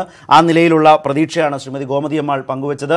കൂടുതൽ ജനാധിപത്യപരമായി സ്ത്രീകളുടെ അവകാശത്തെ കോടതി എങ്ങനെ കാണുന്നു എന്നറിയാൻ കാത്തിരിക്കുന്നുവെന്ന് ശ്രീമതി ഗീതയെ പോലെയുള്ളവർ. വേഗം മടങ്ങി വരാം, ചെറിയ ഇടവേള. കൃത്യം 10:30 തന്നെ കോടതി, ഏതാണ്ട് 5 മിനിറ്റ് മാത്രമേ ഇനി അവശേഷിക്കുന്നുള്ളൂ കോടതി ഇത് കേൾക്കുന്നതിന്, ഈ ഹർജികൾ കേൾക്കുന്നതിന്. തന്ത്രിക്ക് വേണ്ടി ഹാജരാകുന്ന അഡ്വക്കേറ്റ് വി ഗിരി കോടതിയിലെത്തി. സംസ്ഥാന സർക്കാരിന് വേണ്ടിയുള്ള ജയ്ദീപ് ഗുപ്ത കോടതിയിലെത്തി. ഹാപ്പി ടു ബ്ലീഡിന് വേണ്ടി വിധിയെ പിന്തുണച്ച് ഹാജരാകുന്ന ഇന്ദിരാ ജയ്സിംഗ് കോടതിയിലെത്തിയിട്ടുണ്ട്. NSSന് വേണ്ടി ഹാജരാകുന്ന മോഹൻ പരാശരനും അഡ്വക്കേറ്റ് മോഹനും കോടതിയിലെത്തിയിട്ടുണ്ട്. അതുപോലെ ചീഫ് ജസ്റ്റിസും മറ്റ് ജഡ്ജിമാരും എല്ലാം കോടതിയിലെത്തി എന്ന വിവരം നേരത്തെ തന്നെ വന്നിരുന്നു. 10:30 തന്നെ പ്രതീക്ഷിക്കാം. ദേവസ്വം കമ്മീഷണർ വാസുവും നടപടികൾ പ്രതീക്ഷിച്ച് വിലയിരുത്തുന്നതിനായി കോടതിയിലെത്തിയിട്ടുണ്ട്. ഇപ്പോൾ ഞങ്ങളുടെ പ്രതിനിധി M ഉണ്ണികൃഷ്ണൻ ചേരുന്നു, ഒപ്പം അഭിലാഷുമുണ്ട്. കോടതി നടപടികൾ ആരംഭിക്കുന്നതിന് തൊട്ടു മുമ്പ് അവരിലേക്ക് ഒരിക്കൽ കൂടി ഉണ്ണി. ശരത്, ഏതാനും നിമിഷങ്ങൾ മാത്രമാണ് ഇനി ശബരിമല കേസിൽ സുപ്രീം കോടതിയിൽ നടപടികൾ തുടങ്ങാനായി അവശേഷിക്കുന്നത്. 10:30 തന്നെ ചീഫ് ജസ്റ്റിസ് അധ്യക്ഷനായ ഭരണഘടനാ ബെഞ്ചിന്റെ സിറ്റിംഗ് ആരംഭിക്കും. ഇതിനകം തന്നെ അഭിഭാഷകരും പുനഃപരിശോധനാ ഹർജി നൽകിയവരും വിധി അനുകൂലിക്കുന്ന അഭിഭാഷകരും ഒക്കെ സുപ്രീം കോടതിയിൽ എത്തിയിട്ടുണ്ട്. സുപ്രീം കോടതിയിൽ ഇത്രയും അധികം ഹർജികൾ പരിഗണിക്കുന്ന കേസായതുകൊണ്ട് തന്നെ ഇന്ന് സാധാരണയിലും കൂടുതൽ തിരക്കാണ് അനുഭവപ്പെടുന്നത്. ഹർജി നൽകിയ നിരവധി പേർ കേരളത്തിൽ നിന്നും ഈ കേസിലെ നടപടികൾ നേരിട്ട് കാണുന്നതിനായി കോടതിയിൽ എത്തിയിട്ടുണ്ട്. ഇന്നലെ തന്നെ അവർ അഭിഭാഷകരുമായുള്ള കൂടിയാലോചനകൾ പൂർത്തിയാക്കിയിരുന്നു. മുതിർന്ന അഭിഭാഷകരുടെ വലിയൊരു ബറ്റാലിയൻ തന്നെ ഇന്ന് ഈ കേസിൽ സുപ്രീം കോടതിയിൽ ഹാജരാകും. മുതിർന്ന അഭിഭാഷകരായ ജയ്ദീപ് ഗുപ്തയും വിജയ് ഹൻസാരികയുമാണ് സംസ്ഥാന സർക്കാരിന് വേണ്ടി ഹാജരാകാൻ പോകുന്നത്. ദേവസ്വം ബോർഡിന് വേണ്ടി രാകേഷ് ദ്വിവേദിയും CU സിംഗുമാണ് ഹാജരാകുന്നത്. മുതിർന്ന അഭിഭാഷകരായ മനു അഭിഷേക് സിംഗ്വി അടക്കമുള്ളവർ ഹർജിക്കാർക്ക് വേണ്ടി ഹാജരാകാനായി എല്ലാ തയ്യാറെടുപ്പുകളും പൂർത്തിയാക്കിയിട്ടുണ്ട്. ഏതായാലും ഇന്നിപ്പോൾ സുപ്രീം കോടതി ബെഞ്ചിൽ ഈ നടപടികൾ സിറ്റിംഗ് തുടങ്ങുമ്പോൾ തന്നെ ആരുടെ വാദം ആദ്യം ആരംഭിക്കുമെന്ന കാര്യം അറിയേണ്ടതുണ്ട്. ഇന്നത്തെ വിശദമായ 65ഓളം കേസുകളുടെ പട്ടികയിൽ ആദ്യ കേസായി ഉൾപ്പെടുത്തിയിട്ടുള്ളത് തന്ത്രി കണ്ഠരര് രാജീവർ നൽകിയിരിക്കുന്ന പുനഃപരിശോധനാ ഹർജിയാണ്. അദ്ദേഹത്തിന്റെ അഭിഭാഷകനായി വി ഗിരിയായിരിക്കുമോ ആദ്യം ഹാജരാവുക, അല്ല മറ്റേതെങ്കിലും അഭിഭാഷകർക്ക് സുപ്രീം കോടതി അവസരം നൽകുമോ എന്ന കാര്യം അറിയേണ്ടതുണ്ട്. സാധാരണ ഭരണഘടനാ ബെഞ്ചിന്റെ സിറ്റിംഗ് ആദ്യം നടക്കുമ്പോൾ ഏത് തരത്തിലായിരിക്കണം ഈ നടപടിക്രമങ്ങൾ എന്നത് സംബന്ധിച്ച ഒരു പ്രാഥമിക കൂടിയാലോചനയാണ് നടക്കാറ്. ചീഫ് ജസ്റ്റിസ് രഞ്ജൻ ഗൊഗോയ് അത് സംബന്ധിച്ച ഒരു അഭിപ്രായം അഭിഭാഷകരോട് ആരാഞ്ഞേക്കാം. ഓരോ അഭിഭാഷകർക്കും എത്ര സമയം വാദത്തിനായി നൽകും, ഏത് തരത്തിലാണ് ഇന്നത്തെ നടപടികൾ ഉദ്ദേശിക്കുന്നതെന്ന ആദ്യ സൂചന ഒരുപക്ഷെ ചീഫ് ജസ്റ്റിസ് തന്നെ നൽകിയേക്കും. സാധാരണ വിശദമായ ഇത്തരത്തിൽ നിരവധി ഹർജികളുള്ള ഭരണഘടനാ ബെഞ്ച് സിറ്റിംഗുകളിൽ 5-10 മിനിറ്റോ അല്ലെങ്കിൽ അരമണിക്കൂറോ 1 മണിക്കൂറോ ഒക്കെയാണ് ഓരോ അഭിഭാഷകർക്കും വാദിക്കാനായി നൽകുക. ഇന്നിപ്പോൾ 65 ഹർജികളും 4 അപേക്ഷകളുമാണ് ഈ കേസിൽ പരിഗണനയ്ക്കായി ഉള്ളത്. ആകെ 69ഓളം ഇനങ്ങൾ. അതുകൊണ്ട് തന്നെ എല്ലാ അഭിഭാഷകർക്കും ഇന്ന് വാദിച്ചു തീർക്കാനുള്ള സമയം തികയില്ല. ഒരുപക്ഷെ മറ്റൊരു ദിവസത്തേക്ക് വാദത്തിന് വേണ്ടി വിശദമായ സമയക്രമം നിശ്ചയിച്ച് കോടതി നടപടികൾ മാറ്റിവെക്കാനുള്ള സാധ്യതയും അഭിഭാഷകർ പറഞ്ഞു കേൾക്കുന്നുണ്ട്. ഏതായാലും ഇന്ന് വാദം പൂർത്തിയാക്കിക്കൊണ്ട് കേസിൽ കോടതിയുടെ ഭാഗത്തു നിന്നും നടപടി ഉണ്ടാകുമോ എന്ന കാര്യവും അറിയേണ്ടതായിരിക്കുന്നു. കോടതി നടപടികൾ ആരംഭിക്കാനായിരിക്കുന്നു. കോടതിയിൽ നിന്നും ഈ നടപടികളുടെ തത്സമയ വിവരങ്ങളുമായി ഞാൻ കോടതിക്കകത്തുണ്ടാകും. കോടതിക്ക് പുറത്തു നിന്നും KP അഭിലാഷാണ് വിവരങ്ങൾ കൃത്യമായും പ്രേക്ഷകർക്ക് നൽകുക. അഭിലാഷ്, അപ്പോൾ കോടതി നടപടികൾ അല്പസമയത്തിനകം തന്നെ ആരംഭിക്കാനിരിക്കുകയാണ്. കൃത്യമായ വിവരങ്ങൾ തീർച്ചയായും ഉണ്ണികൃഷ്ണൻ ഉണ്ണിയായിരിക്കും. കോടതി നടപടികൾ, അതായത് കോടതിക്കകത്ത് വാദപ്രതിവാദങ്ങൾ നടക്കുന്ന ഘട്ടത്തിൽ തന്നെ അതുമായി ബന്ധപ്പെട്ട വിവരങ്ങൾ നമുക്ക് പുറത്തെത്തിക്കാൻ സാധിക്കും. ആ വിവരങ്ങളായിരിക്കും സ്വാഭാവികമായും പ്രേക്ഷകരുമായി നമുക്ക് ഏറ്റവും വേഗത്തിൽ പങ്കുവയ്ക്കാൻ സാധിക്കുക. ഇന്ന് വളരെ നിർണായകമായ ദിനം തന്നെയാണ് ശബരിമല കേസുമായി ബന്ധപ്പെട്ട്. ഇപ്പോഴത്തെ സ്ത്രീ പ്രവേശനവുമായി ബന്ധപ്പെട്ട വിഷയത്തിൽ ഇനി എന്തായിരിക്കും കോടതിയുടെ ഭാഗത്ത് നിന്നുള്ള അടുത്ത നടപടി എന്നതാണ് നിമിഷങ്ങൾക്കുള്ളിൽ നമുക്ക് അറിയാൻ സാധിക്കുക. ശരത്ത്, ഏറ്റവും പ്രധാനപ്പെട്ട വിവരം ഇപ്പോൾ നമുക്ക് പങ്കുവയ്ക്കാൻ സാധിക്കുന്നത് കോടതിയിൽ വലിയ തിരക്ക് തന്നെയാണ് അനുഭവപ്പെടുന്നത്. നേരത്തെ ഉണ്ണികൃഷ്ണൻ സൂചിപ്പിച്ചതുപോലെ വളരെ പ്രധാനപ്പെട്ട ഒരു കേസാണിത്. 4 മാസങ്ങളായി കേരളം ഒട്ടാകെ ചർച്ച ചെയ്യപ്പെടുന്ന, കേരള രാഷ്ട്രീയത്തിൽ പോലും വലിയ പ്രതിഫലനമുണ്ടാക്കിയ സ്ത്രീ പ്രവേശനവുമായി ബന്ധപ്പെട്ട വിഷയത്തിൽ ഇനി കോടതിയുടെ ഭാഗത്ത് നിന്ന് എന്ത് നടപടിയാണ് ഉണ്ടാവുക എന്നത് തന്നെയാണ് ഉറ്റുനോക്കുന്നത്. ഏറ്റവും പുതിയ വിവരങ്ങൾ ഇത്തരത്തിൽ നമുക്ക് പങ്കുവയ്ക്കാനും സാധിക്കുന്നുണ്ട്. വലിയ തിരക്ക് ഇപ്പോൾ കോടതിയിൽ അനുഭവപ്പെടുമ്പോൾ മുതിർന്ന അഭിഭാഷകർ ഒന്നടങ്കം ഇപ്പോൾ കോടതിയിൽ എത്തിക്കഴിഞ്ഞിരിക്കുന്നു. തന്ത്രിക്ക് വേണ്ടി ഹാജരാകാൻ മുതിർന്ന അഭിഭാഷകൻ വി ഗിരിയാണ് ഇപ്പോൾ കോടതിയിൽ എത്തിയിട്ടുള്ളത്. അതേസമയം സംസ്ഥാന സർക്കാരിന് വേണ്ടി ഹാജരാകുന്നത് ജയ്ദീപ് ഗുപ്തയാണ്. ഹാപ്പി ടു ബ്ലീഡിന് വേണ്ടി വിധി പിന്തുണച്ചുകൊണ്ട്, അതായത് ഈ വിധി നടപ്പിലാക്കണം, ഈ വിധി നടപ്പിലാക്കുന്നതിനുള്ള സജ്ജീകരണങ്ങളാണ് സംസ്ഥാന സർക്കാർ ഉൾപ്പെടെ കൈക്കൊള്ളേണ്ടത്. ഈ വിധി പ്രസ്താവം മാറ്റാൻ പാടില്ല എന്ന തരത്തിലുള്ള ആവശ്യം ഉന്നയിക്കുന്നവർക്ക് വേണ്ടി ഇന്ദിരാ ജയ്സിംഗ് ഇപ്പോൾ കോടതിയിൽ എത്തിയിട്ടുണ്ട്. NSSന് വേണ്ടി ഹാജരാകുന്ന മോഹൻ പരാശരനും അഡ്വക്കേറ്റ് മോഹനും ഇപ്പോൾ കോടതിയിൽ എത്തിയിരിക്കുന്നു. ഈ നിലയിൽ വലിയ, അതായത് മുതിർന്ന അഭിഭാഷകരുടെ ഒരു നിര നമുക്ക് കാണാൻ സാധിക്കുന്നു. ഒപ്പം ഈ കോടതി നടപടികൾ നിരീക്ഷിക്കുന്നതിന് വേണ്ടി ദേവസ്വം കമ്മീഷണർ വാസു ഉൾപ്പെടെയുള്ളവർ ഇപ്പോൾ അവിടെ എത്തിയിട്ടുമുണ്ട്. മറ്റ് BJP നേതാക്കളും ഇപ്പോൾ കോടതിയിലുണ്ട്. അല്പസമയത്തിനകം തന്നെ കോടതി നടപടികൾ ആരംഭിക്കും. ഇതിന്റെ ഹിയറിംഗുമായി ബന്ധപ്പെട്ട വിഷയങ്ങളിലേക്ക്, അതായത് നടപടിക്രമങ്ങളിലേക്ക് കടക്കുകയും ചെയ്യും. അതോടൊപ്പം തന്നെ മുൻ ദേവസ്വം പ്രസിഡന്റിനു വേണ്ടി ഹാജരാകുന്നത് അഭിഷേക് സിമിയാണ്, മുതിർന്ന അഭിഭാഷകനാണ്. ഇത്തരത്തിൽ മുതിർന്ന അഭിഭാഷകരുടെ ഒരു നിര ഉള്ളതുകൊണ്ട് തന്നെ ഏത് വിഷയത്തിനായിരിക്കും ഈ ബെഞ്ച് ഇനി പരിഗണന നൽകുക എന്നത് തന്നെയാണ് പ്രധാനപ്പെട്ട വിഷയം. പ്രത്യേകിച്ച് 65ഓളം ഹർജികളും 4 അപേക്ഷകളുമാണുള്ളത്. ഇതിൽ 56 പുനഃപരിശോധനാ ഹർജികൾ ഉൾപ്പെടുന്നുമുണ്ട്. പക്ഷേ നമുക്കറിയാം, കോടതിയുടെ വിലപ്പെട്ട സമയമായതുകൊണ്ട് തന്നെ എത്രമേൽ പ്രധാനപ്പെട്ട ഒരു കേസാണ് എങ്കിൽ പോലും അതിൽ വാദപ്രതിവാദങ്ങൾ ഉന്നയിക്കുന്നതിന് വേണ്ടി ഒരു നിശ്ചിത സമയം മാത്രമാണ് അനുവദിക്കുക. തീർച്ചയായും അതൊക്കെ അഭിലാഷ് മുമ്പ് ഉണ്ണിയും സൂചിപ്പിച്ചതുപോലെ ചീഫ് ജസ്റ്റിസ് തന്നെ ഒരുപക്ഷെ ഈ കേസുമായി ബന്ധപ്പെട്ട ഇന്നത്തെ നടപടിക്രമങ്ങളിലെ കോടതിയുടെ ഒരു രീതിയും താല്പര്യവും വ്യക്തമാക്കാനുള്ള വലിയ സാധ്യതയുണ്ട്. 65ഓളം ഹർജികളാണ് ഉള്ളത്. എല്ലാവർക്കും വാദം പറഞ്ഞ് പൂർത്തീകരിക്കാൻ കഴിയില്ല. അതുകൊണ്ട് തന്നെ തുടർ നടപടികളിലേക്ക് മാറ്റുമോ, ഇന്ന് തന്നെ വാദം കേട്ടു തുടങ്ങുമോ, ഏതൊക്കെ നിലകളിലാകും എന്നതിൽ ഒരു ഊഹാപോഹത്തിലേക്ക് പോകുന്നതിൽ വലിയ അർത്ഥമൊന്നുമില്ല. ഏറ്റവും പ്രധാനപ്പെട്ട വിവരം, ഭരണഘടനാ ബെഞ്ചിൻ്റെ സിറ്റിംഗ് തുടങ്ങി എന്നതാണ്. 10:30 തന്നെ കോടതി ആരംഭിച്ചിരിക്കുന്നു എന്നത് തന്നെയാണ്. മുമ്പ് ഞങ്ങളുടെ പ്രതിനിധികൾ സൂചിപ്പിച്ചതുപോലെ മുതിർന്ന അഭിഭാഷകരെല്ലാം കോടതിയിൽ ഹർജിക്കാർക്ക് വേണ്ടിയും സർക്കാരിന് വേണ്ടിയും എല്ലാം ഹാജരായി കഴിഞ്ഞു. ചീഫ് ജസ്റ്റിസ് അടങ്ങുന്ന ഭരണഘടനാ ബെഞ്ചിൻ്റെ സിറ്റിംഗ് തുടങ്ങിയിരിക്കുകയാണ്. അതുതന്നെയാണ് ഏറ്റവും പ്രധാനപ്പെട്ട വിവരം, കൃത്യതയാർന്ന വിവരം ഈ മിനിറ്റിലെ. ശ്രീ ജ്യോതികുമാർ ചാമക്കാല ചേരുന്നു, കോൺഗ്രസ് നേതാവ്. അതുപോലെ തന്നെ ശ്രീ ലാൽ, രാഷ്ട്രീയ നിരീക്ഷകനും ചേരുന്നുണ്ട്, ശ്രീമതി ഗീതയ്ക്കും ഗോമതി അമ്മാളിനും ഒപ്പം. ശ്രീ ജ്യോതികുമാർ ചാമക്കാല, ഭരണഘടനാ ബെഞ്ചിൻ്റെ സിറ്റിംഗ് ആരംഭിച്ച ഒരു ഘട്ടത്തിലാണ് ഈ സംസാരം. വിധിയെ ശക്തമായി വിമർശിച്ചുകൊണ്ട് തന്നെ അതിന് നടത്തിപ്പിനിറങ്ങി തിരിച്ച സർക്കാരിനെ അതിലും വലിയ നിലയിൽ വിമർശിച്ചുകൊണ്ട് ഒരു നിലപാടെടുത്ത കോൺഗ്രസിനും UDF-നും ഈ ഘട്ടത്തിൽ ഇക്കാര്യത്തിൽ പറയാവുന്ന പ്രതീക്ഷകൾ എന്താണ്? അല്ല, സുപ്രീം കോടതിയെ സമീപിച്ചിരിക്കുന്ന മുഴുവൻ ആളുകൾക്കും അവരുടെ ഭാഗം വിജയിക്കണമെന്ന ആഗ്രഹവും അങ്ങനെ ഉണ്ടാകുമെന്ന പ്രതീക്ഷയുമാണുള്ളത്. സ്വാഭാവികമായും ഇവിടെ ഇത്തരത്തിലൊരു ജഡ്ജിമെൻറ്റ് വന്നപ്പോൾ ആ ജഡ്ജിമെൻറ്റ് നടപ്പിലാക്കുന്നതിലുള്ള ധൃതി സർക്കാരിൻ്റെ ഭാഗത്തുനിന്നുണ്ടായപ്പോൾ ആ സർക്കാരിൻ്റെ നിലപാടിന് വിരുദ്ധമായി പലപ്പോഴും ദേവസ്വം ബോർഡ് നിലപാടുകളെടുത്തപ്പോൾ ദേവസ്വം ബോർഡിനെ ഉൾപ്പെടെ ആക്ഷേപിച്ചുകൊണ്ട് വിമർശിച്ചുകൊണ്ട് സർക്കാർ ഒരു നടപടിക്രമങ്ങളുമായി മുന്നോട്ട് പോയി എന്നുള്ളത് നമ്മൾ കണ്ടതാണ്. അതിൻ്റെ ന്യായ അന്യായങ്ങളെക്കുറിച്ചും ഇവിടെ നടന്നിട്ടുള്ള സംഭവങ്ങളെക്കുറിച്ചൊക്കെ നമ്മൾ ഒരുപാട് ചർച്ച ചെയ്തു. ഇവിടെ ഇപ്പോൾ നമ്മുടെ മുമ്പിലുള്ള വിഷയം ഇത്തരത്തിൽ 65ഓളം ഹർജികളും 4ഓളം പെറ്റീഷൻസും കോടതിയുടെ മുമ്പിൽ നിൽക്കുന്നു. അതിൽ കോടതിയുടെ ഭാഗത്തുനിന്ന് എന്താണ് നടപടിക്രമങ്ങൾ ഉണ്ടാകുന്നത്, ആ നടപടിക്രമങ്ങളിൽ നിന്ന് തന്നെ പൂർത്തിയാകുമോ അതോ വരും ദിവസങ്ങളിലേക്ക് അത് നീണ്ടുപോകുമോ, ഇത് ആർക്ക് അനുകൂലമാകും? ഇത് ജ്യോതികുമാർ, ഈ അന്നത്തെ ആ വിധിക്കൊപ്പം നിന്ന് വിധിയെ അനുകൂലിച്ച ആ വിധിയുടെ ഭൂരിപക്ഷ വിധിയിൽപ്പെട്ട Khanwilkar, DY Chandrachud, chief justice ചേരുന്നു. അതുപോലെ തന്നെ ഇന്ദു മൽഹോത്രയാണ് അതിലെ ന്യൂനപക്ഷ വിധി രേഖപ്പെടുത്തിയ ആൾ. അങ്ങനെ നോക്കിയാലും ആ ബെഞ്ചിൻ്റെ ആ വിധിയെ ഉയർത്തിപ്പിടിക്കാൻ കഴിയുന്ന ഒരു ഭൂരിപക്ഷം ആ ബെഞ്ചിന് ഉണ്ട് ഇപ്പോഴും. അല്ല, അത് എങ്കിൽ പിന്നെ നമ്മൾ ഇതിനൊന്നും പോകണ്ടായിരുന്നല്ലോ. ഒരു സാധ്യതയാണ് പറഞ്ഞത്. ഞാൻ പറഞ്ഞ വിവിധ വശങ്ങൾ അതിനകത്ത് പരിഗണിച്ചുകൊണ്ടാണ് ഇപ്പോൾ വന്നിട്ടുള്ള പുനഃപരിശോധന ഹർജിയിലെ വാദങ്ങൾ, അതിനകത്ത് എന്തൊക്കെയാണ് അവിടെ പരിഗണിക്കപ്പെടാതെ പോയത്, എന്തൊക്കെയായിരുന്നു പരിഗണിക്കപ്പെടേണ്ടിയിരുന്നത് എന്നൊക്കെ തുടങ്ങിയ നിരവധി നിയമപ്രശ്നങ്ങൾ ഉൾപ്പെടുന്ന ഒരു വിഷയമാണ് ഇപ്പോൾ വീണ്ടും ചർച്ച ചെയ്യപ്പെടുന്നത്. അത്യപൂർവമായിട്ടാണല്ലോ ഇത്തരം കേസുകളിൽ പുനഃപരിശോധന ഹർജി പരിഗണിക്കുന്നത്. ഓപ്പൺ കോർട്ടിൽ അത് പരിഗണിക്കേണ്ടതുണ്ടോ ഇല്ലയോ എന്നതിനെ സംബന്ധിച്ച് തീരുമാനമെടുക്കുന്നത് പോലും ഇത്തരത്തിൽ അത്യപൂർവമാണ്. അപ്പോൾ ഈ കേസിൻ്റെ ഒരു പരിധിവരെ ആദ്യമൊക്കെ ഇതിനെ അനുകൂലിച്ചിരുന്നവർ പറഞ്ഞത് ഒരു കാരണവശാലും ഇത് പരിഗണിക്കില്ല, പുനഃപരിശോധന ഹർജി കൊടുത്താൽ അത് അവിടെ വെച്ച് തന്നെ തള്ളിപ്പോവും. ഇപ്പോൾ ഏതായാലും ജ്യോതികുമാർ ചോദിച്ചതുപോലെ പറഞ്ഞതുപോലെ വിധിയിലെ പിഴവുകൾ എന്താണ് എന്ന് ചീഫ് ജസ്റ്റിസ് നേരിട്ട് ചോദിക്കുന്ന ഒരു സാഹചര്യമാണ് കോടതിയിൽ സംഭവിച്ചത്.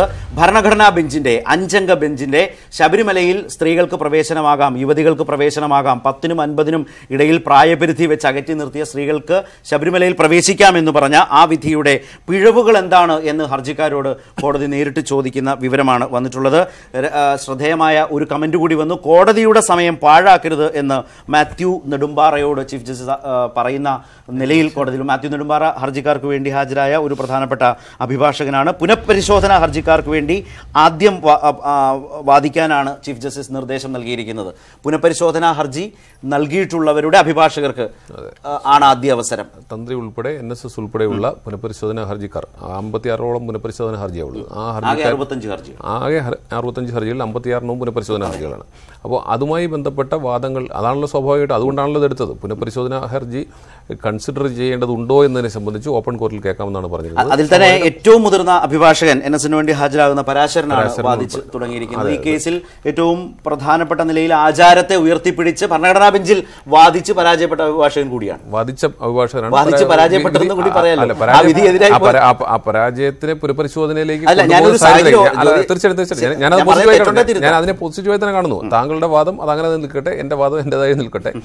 എന്റെ വാദമല്ല, ഞാനൊരു ഇൻഫർമേഷൻ ഷെയർ ചെയ്തു. തീർച്ചയായിട്ടും വിധിയിൽ സ്വാഭാവികമായിട്ടും വിധി അതിനെതിരായിട്ടാണ് പറയാൻ കാര്യം. ഏറ്റവും ബഹുമാനത്തോടെയാണ് പറഞ്ഞത്. പോലെ രാജ്യത്തെ ഏറ്റവും പ്രായം ചെന്ന 93 വയസ്സുള്ള ആളാണ്. ഹിന്ദുമതത്തിൽ അടക്കം ഏറ്റവും വലിയ ജ്ഞാനിയായ ഒരു പണ്ഡിതൻ, 93 വയസ്സുള്ള ഒരാളാണ് ഭരണഘടനാ ബെഞ്ചിൽ ലാൽ വാദിച്ചത്. അദ്ദേഹം വീണ്ടും ഇതേ ഭരണഘടനാ ബെഞ്ചിന് മുമ്പിൽ പിഴവുകൾ ചൂണ്ടിക്കാട്ടുകയാണ്. ലാലിന് എന്താണ് പറയാനുള്ളത്? ഇതിനകത്ത് ജ്യോതിചേട്ടൻ പറഞ്ഞ ജ്യോതിചേട്ടന് ആത്മവിശ്വാസം കീപ്പ് ചെയ്യുന്നത് തെറ്റുന്നില്ല. അദ്ദേഹത്തിന്റെ രാഷ്ട്രീയവും അദ്ദേഹത്തിന്റെ പൊസിഷനുകളും അനുസരിച്ച് അദ്ദേഹം അത് കീപ്പ് ചെയ്യണം. പക്ഷേ ഇത് നമ്മൾ മനസ്സിലാക്കേണ്ട ഏറ്റവും വലിയ കാര്യങ്ങളൊന്ന്, ഭരണഘടനാ ബെഞ്ച് കൂടി ഇങ്ങനെയുള്ള റിവിഷൻസ് എങ്ങനെ വന്നിട്ടുണ്ട്, എത്ര നാൾ വന്നിട്ടുണ്ട്. 1967 Golaknath versus union of India എന്ന് തോന്നുന്നു. അതിനകത്ത് കൃത്യമായിട്ട് ജഡ്ജ്മെന്റ് വരികയും അത് മാറ്റിയാണ് കേശവാനന്ദ ഭാരതി 1973 വരുന്നത്.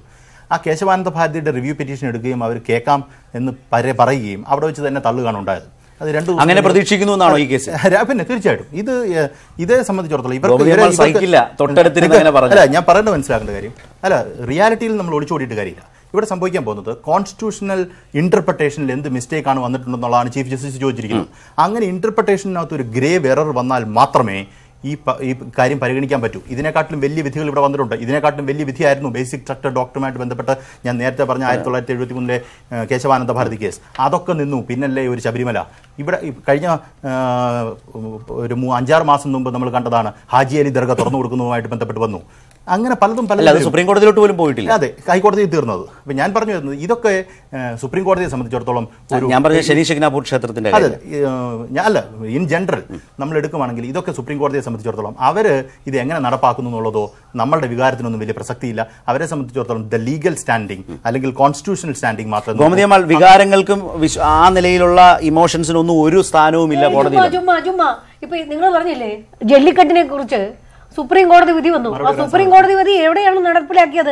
ആ ജനങ്ങൾ മുഴുവൻ ഒറ്റക്കെട്ടായിട്ടാണ് നിന്നപ്പോൾ സുപ്രീം കോടതി വിധി കാറ്റിൽ പറന്നു പോയില്ലേ? ജനങ്ങൾ ആരെങ്കിലും വെച്ചോ? അല്ലല്ല അല്ല, നിങ്ങൾ ഈ പറയുന്ന പോലെ തന്നെ സുപ്രീം കോടതി വിധി വരുമ്പോൾ അത് ജനങ്ങൾ എല്ലാരും അല്ല, ജനങ്ങളുടെ മൊത്തം വിശ്വാസത്തെ വികാരത്തെ ഒക്കെ വ്രണപ്പെടുത്തി. തമിഴ്നാട്ടിലെ ജനങ്ങൾ ഒറ്റക്കെട്ടായിട്ട് നിന്നു. താങ്കൾ പറയുന്ന തെറ്റെന്തെന്ന് പറയാം. ജല്ലിക്കെട്ട് എന്ന് പറഞ്ഞാൽ ഒരു ആനിമൽ പ്രൊട്ടക്ഷനുമായിട്ട് ബന്ധപ്പെട്ട ഒരു ആക്ട് മാത്രം. അതിനകത്ത് ഭരണഘടനയോ ഫണ്ടമെന്റൽ റൈറ്റ് ചെയ്തിട്ടില്ല. അത് പാടില്ല.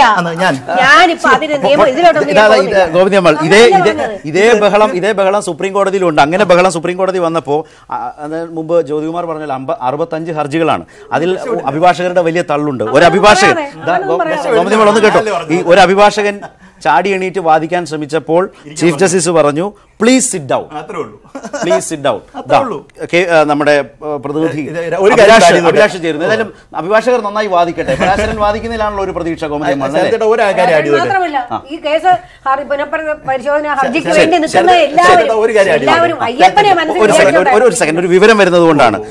അഭിലാഷ്, കോടതി ചീഫ് ജസ്റ്റിസിന്റെ നിർദ്ദേശങ്ങൾ ഈ വാദം എങ്ങനെയാവണം, ഏത് നിലകളിലാകണം എന്നതടക്കമുള്ള നിർദ്ദേശങ്ങൾ നൽകിയാണോ അഭിഭാഷകരോട് വിഷയം പറഞ്ഞിരിക്കുന്നത് ചീഫ് ജസ്റ്റിസ്? പ്രത്യേകിച്ച് ഈ പുനഃപരിശോധനാ ഹർജിക്ക് അകത്ത് നിന്ന് കാര്യങ്ങളെ അവതരിപ്പിക്കണമെന്നാണോ ചീഫ് ജസ്റ്റിസ് ആവശ്യപ്പെട്ടിരിക്കുന്നത്? തീർച്ചയായും ശരത്ത്, കോടതിയുടെ വിലപ്പെട്ട സമയം നഷ്ടമാക്കരുത് എന്ന് തന്നെ ആമുഖത്തോടു കൂടി തന്നെയാണ് വാദത്തിന് തുടക്കം കുറിക്കുന്നത് എന്ന് തന്നെയാണ് എടുത്തു പറയേണ്ടത്. നേരത്തെ സൂചിപ്പിച്ചതുപോലെ 56ഓളം പുനഃപരിശോധനാ ഹർജികളുണ്ട്. ഈ ഹർജിയിലെല്ലാം തന്നെ ഒരേ ആവശ്യമാണല്ലോ എന്ന് കോടതിയുടെ നിരീക്ഷണവും വന്നിരിക്കുന്ന ഒരു പശ്ചാത്തലം കൂടിയുണ്ട്. അതോടൊപ്പം തന്നെ, അതായത് നേരത്തെ സൂചിപ്പിച്ചതുപോലെ പരാശരൻ വളരെ മുതിർന്ന അഭിഭാഷകരാണ്. അദ്ദേഹം നേരത്തെയും കോടതിയിൽ ഇതേ വാദഗതികൾ ഉന്നയിച്ചതാണ്. പക്ഷേ അദ്ദേഹം ഇപ്പോൾ വാദിച്ചത് ഈ കോടതി വിധിയുമായി ബന്ധപ്പെട്ട പോരായ്മകളുണ്ട്, താനത് ചൂണ്ടിക്കാണിക്കാൻ എന്ന തരത്തിൽ തന്നെ വാദമുഖം ഉന്നയിക്കുകയും ചെയ്യുന്നുണ്ട്. ഒരു പക്ഷേ ആ വാദമുഖങ്ങളിൽ പരാശരന് വിജയിക്കാൻ സാധിച്ചാൽ തീർച്ചയായും ഇത് വിശദമായ വാദം കേൾക്കുന്നതിന് വേണ്ടി ഉള്ള ഒരു നിലപാടിലേക്ക് കോടതി എത്തും. അതേസമയം ഇത്തരത്തിൽ, അതായത് ഇപ്പോൾ പുറപ്പെടുവിച്ചിട്ടുള്ള ഭരണഘടനാ ബെഞ്ചിന്റെ വിധി പ്രസ്താവത്തിലെ പിഴവുകൾ വളരെ കൃത്യമായി ഉയർത്തിക്കാണിക്കാൻ പരാശരന് സാധിക്കുന്നില്ല എങ്കിൽ മറ്റ് അഭിഭാഷകർക്ക് കൂടി വളരെ കുറച്ച് സമയം മാത്രമായിരിക്കുക നൽകുക എന്നാണ് നമുക്ക് മനസ്സിലാക്കാൻ സാധിക്കുന്നത്. ആ തരത്തിൽ, അതായത് പുനഃപരിശോധനാ ഹർജികൾ നൽകിയവർക്ക് വേണ്ടി വാദിക്കുന്നതിനുള്ള അവസരമാണ് ആദ്യം നൽകിയിട്ടുള്ളത്. ഈ 56 ഹർജികളുടെയും സ്വഭാവം ഒന്നാണ് എന്ന് മനസ്സിലായി. അഭിലാഷ്, അതിൽ പുതിയ വിവരങ്ങൾക്ക് കൂടുതൽ പ്രാധാന്യമുള്ളതുകൊണ്ടാണ് അഭിലാഷ് ഞാൻ വരാം. കേന്ദ്ര നിലപാട്, കേന്ദ്ര വിഷയം വിധി പുനഃപരിശോധിക്കണമോ എന്നതാണ് മുഖ്യ വിഷയമെന്ന് ചീഫ് ജസ്റ്റിസ് ചോദിക്കുന്ന ഒരു സാഹചര്യം ഉണ്ടായിട്ടുണ്ട്. ചീഫ് ജസ്റ്റിസ് രഞ്ജൻ ഗൊഗോയ്, ഈ 5-അംഗ ബെഞ്ചിനെ നയിക്കുന്ന ചീഫ് ജസ്റ്റിസ്, ഇതുമായി ബന്ധപ്പെട്ട് പുനഃപരിശോധന ഹർജിയിൽ ഹാജരാകുന്ന അഭിഭാഷകരോട് ചോദ്യങ്ങൾ ചോദിക്കുകയാണ്. പരാശരൻ തന്നെയാണ്, ഏറ്റവും മുതിർന്ന അഭിഭാഷകൻ തന്നെയാണ് ഈ വിധിക്കെതിരായ പുനഃപരിശോധന ഹർജിയിൽ ആദ്യവാദം ഉന്നയിക്കുന്നത്, വിധിയിലെ പിഴവുകൾ ചൂണ്ടിക്കാട്ടാൻ ശ്രമിക്കുന്നത്. അതിൽ കേന്ദ്ര നിലപാട് മുഖ്യ വിഷയമാണ് എന്ന് ചീഫ് ജസ്റ്റിസ് പറയുന്ന സാഹചര്യം വന്നിട്ടുണ്ട്. എല്ലാ പുനഃപരിശോധനാ ഹർജികളിലും വാദങ്ങൾ സമാനമാണ് എന്ന് കോടതി സ്വാഭാവികമായി, അതുകൊണ്ട് തന്നെ എല്ലാവരും അവരുടേതായ വാദങ്ങൾ ആവർത്തിക്കേണ്ടതില്ലല്ലോ എന്ന ഒരു സാഹചര്യം കൂടി കോടതി ഓർമ്മിപ്പിക്കുകയാണ്. കേന്ദ്ര വിഷയം വിധി പുനഃപരിശോധിക്കണമോ എന്നതാണെന്നും ചീഫ് ജസ്റ്റിസ് ആവശ്യപ്പെട്ടിട്ടുണ്ട്. ജ്യോതികുമാർ, ഇക്കാര്യത്തിൽ ചീഫ് ജസ്റ്റിസിന്റെ ചോദ്യങ്ങൾ വളരെ സ്വാഭാവികമാണ്. കോടതി നടപടികളിൽ ഇതുമായി ബന്ധപ്പെട്ട് തർക്കങ്ങളും പിഴവുകളും ചൂണ്ടിക്കാട്ടുമ്പോൾ അതിനെ ചോദ്യം ചെയ്യുക സ്വാഭാവികമാണല്ലോ. അതിനപ്പുറത്തേക്ക് ഏതായാലും ഈ ചോദ്യങ്ങളൊന്നും ഒരു ആഘാതം പോലെ ജ്യോതികുമാർ ചാമക്കാല ഏറ്റെടുക്കുമെന്ന് എനിക്ക് തോന്നുന്നില്ല. അല്ല, അങ്ങനെയല്ലല്ലോ ഇപ്പോൾ നമ്മളതിനെ കാണേണ്ടത്. ഇപ്പോൾ നമ്മൾ സുപ്രീം കോടതിയേക്കാൾ വലിയ കോടതിയായി നമ്മൾ മാറേണ്ടതില്ല. സ്വാഭാവികമായി സുപ്രീം കോടതിയുടെ മുമ്പിൽ അത് പരിഗണനയ്ക്ക് വന്നിരിക്കുന്നു. ഈ 56 പുനഃപരിശോധനാ ഹർജിയിലെയും ഡിമാൻഡ് ഒന്ന് തന്നെയാണ് എന്ന് വാക്കാൽ അദ്ദേഹം ചീഫ് ജസ്റ്റിസ് പറഞ്ഞിരിക്കുന്നു. അതിൻ്റെ അർത്ഥം അതിനകത്ത് ഡിമാൻഡിനകത്ത് ന്യായമില്ല എന്നല്ലല്ലോ. അപ്പോൾ ജസ്റ്റിസ് അഡ്വക്കേറ്റ് പരാശരനെ പോലുള്ള സീനിയർ അഭിഭാഷകർ 93 വയസ്സ് കഴിഞ്ഞ വന്ധ്യവയോധികനാണ് അദ്ദേഹം. അദ്ദേഹത്തിന് ഈ വിഷയത്തിൽ അഗാധമായ പാണ്ഡിത്യമുള്ള ആളാണ്. അപ്പോൾ അദ്ദേഹം അത് അതിനകത്ത് തെറ്റുകൾ ചൂണ്ടിക്കാണിക്കാം എന്ന് പറയുമ്പോൾ സ്വാഭാവികമായും കോടതി അത് കേൾക്കുമെന്ന് തന്നെ വേണം നമ്മൾ വിശ്വസിക്കാൻ. അപ്പോൾ അത് കോടതി കേട്ടുകൊണ്ടിരിക്കുകയാണ്. ഇപ്പോൾ തന്നെ അദ്ദേഹം പറയുന്നത് ആർട്ടിക്കിൾ 25 ആണ് പ്രധാനപ്പെട്ട അവകാശം എന്ന വാദമാണ്. ആർട്ടിക്കിൾ 25 അനുസരിച്ച് മതങ്ങൾക്ക് ആചാരങ്ങളെ സംബന്ധിച്ച് വ്യക്തമായി ആർട്ടിക്കിൾ 25 പറയുന്നുണ്ട്. അപ്പോൾ ആർട്ടിക്കിൾ 25 ആണ് ഈ കേസിന്റെ യഥാർത്ഥ കേസിന്റെ വാദവേളയിൽ ഉന്നയിച്ചത്. അതെ, അപ്പോൾ സ്വാഭാവികം പറഞ്ഞത് ആർട്ടിക്കിൾ 25നെ സംബന്ധിച്ചാണ് ഇപ്പോൾ ഉന്നയിക്കുന്നതെങ്കിൽ സ്വാഭാവികമായി അതും പരിഗണിക്കപ്പെടേണ്ടതല്ലേ. അതിനകത്ത് സംബന്ധിച്ച് തീരുമാനം ഇപ്പോൾ നിങ്ങൾ പറയുമ്പോൾ ആ ജഡ്ജിനെ ബെഞ്ചിനെ സംബന്ധിച്ച് സ്വാഭാവികമായും ചീഫ് ജസ്റ്റിസ് മാറിയിട്ടുണ്ട്. കഴിഞ്ഞ പ്രാവശ്യം ചീഫ് ജസ്റ്റിസിന്റെ നിലപാടിനോടൊപ്പം നിന്ന ഒരു ജഡ്ജി അതിനകത്തുണ്ട്, ഇന്ദു മൽഹോത്രയുണ്ട്. അപ്പോൾ അതിന് ന്യായാന്യായങ്ങൾ അല്ല ഞാൻ പറഞ്ഞത് ചീഫ് ജസ്റ്റിസ് മാറിയല്ലോ. ചീഫ് ജസ്റ്റിസ് മാറിയിട്ടുണ്ട്. അങ്ങനെയൊക്കെയുള്ള ഒത്തിരി കാര്യങ്ങൾ അതിനകത്ത് വരുന്നുണ്ട്. അപ്പോൾ അതിനകത്ത് ഓരോരുത്തരുടെ ആറ്റിറ്റ്യൂഡ് ഒരുപാട് കാര്യങ്ങൾ മാറി. കേരളത്തിൽ വന്ന മാറ്റം അല്ല, അതൊന്നും പരിഗണിക്കേണ്ട കാര്യമില്ല എന്നാണ് ലാല് പറഞ്ഞത്. കോടതിക്ക് അങ്ങനെ നോക്കിയാൽ ഒരു വിധി കേരളത്തിൽ വന്ന പ്രശ്നവും ലാലൊന്ന് പൂർത്തിയായി. എനിക്ക് ശ്രീമതി ഗീതയിലേക്ക് കൂടി ഈ പറയുന്നതല്ലേ, കേരളത്തിൽ നമ്മൾ വഴിയിലിറങ്ങി കുറെ പേര് അടി മേടിക്കാനും അടി ഉണ്ടാക്കാനും പറഞ്ഞു കഴിഞ്ഞാൽ ഭരണഘടനയുടെ ബേസിക് വാല്യൂസ് ഒന്നും മാറിയിട്ടില്ല. നമ്മളത് മനസ്സിലാക്കണം. ആർട്ടിക്കിൾ 25 അല്ല, ആർട്ടിക്കിൾ 14 കൂടുതൽ ഇമ്പോർട്ടൻസ് കൊടുക്കേണ്ടതെന്നാണ് ജസ്റ്റിസ് ചന്ദ്രചൂഡ് എഴുതിയത്. The ghost of Narasu Appa Mali is gone എന്നാണ് അദ്ദേഹം പറഞ്ഞിരിക്കുന്നത്. നരസു അപ്പമാലി 1950 ഇന്ദു മൽഹോത്രയുടെ കൂടെ വായിക്കണം. അപ്പോൾ ഇന്ദു മൽഹോത്രയുടെ കൂടെ വായിക്കണം. ഇന്ത്യൻ ജുഡീഷ്യറിയുടെ ചരിത്രത്തിൽ എവിടെയാണ് ചേട്ടന് ഡിസന്റ് ജഡ്ജ്മെന്റ്, മൈനോറിറ്റി ജഡ്ജ്മെന്റ് ഉപയോഗിക്കാൻ?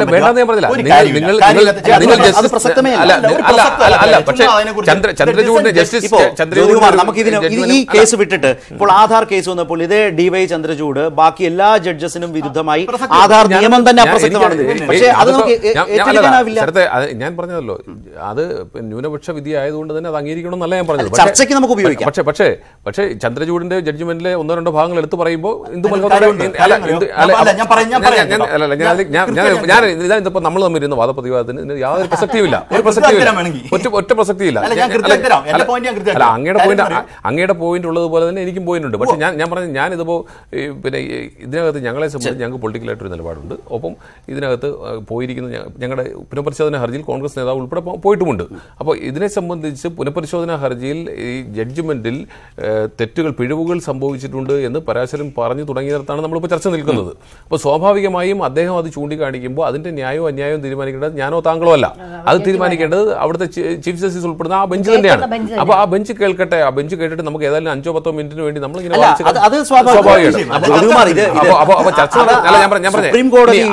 കോടതിയുടെ നടപടിക്രമങ്ങൾ അതേ മൂല്യത്തോടെ അർത്ഥവത്തായി അവിടെ നടക്കും. പക്ഷേ നമ്മുടെ മുമ്പിലേക്ക് ഒരു ഓപ്പൺ ഡോക്യുമെന്റ് ആയി വന്ന ജഡ്ജ്മെന്റ് ഉണ്ട്, ആളുകളുടെ നിലപാടുകളുണ്ട്. അതേക്കുറിച്ച് ചർച്ച ചെയ്യുക, സംസാരിക്കുക എന്ന് പറയുന്നത് ജനാധിപത്യപരമായ മറ്റൊരു പ്രക്രിയയാണ് നമ്മൾ ചെയ്യുന്നത്. നമ്മൾ ഇതിനെ രണ്ടിനെയും ഒരുപോലെ കാണേണ്ട യാതൊരു കാര്യവും. അവിടെ ജസ്റ്റിസ് പരാശരൻ പറഞ്ഞതിനെ പോലും തെറ്റായി പോയി.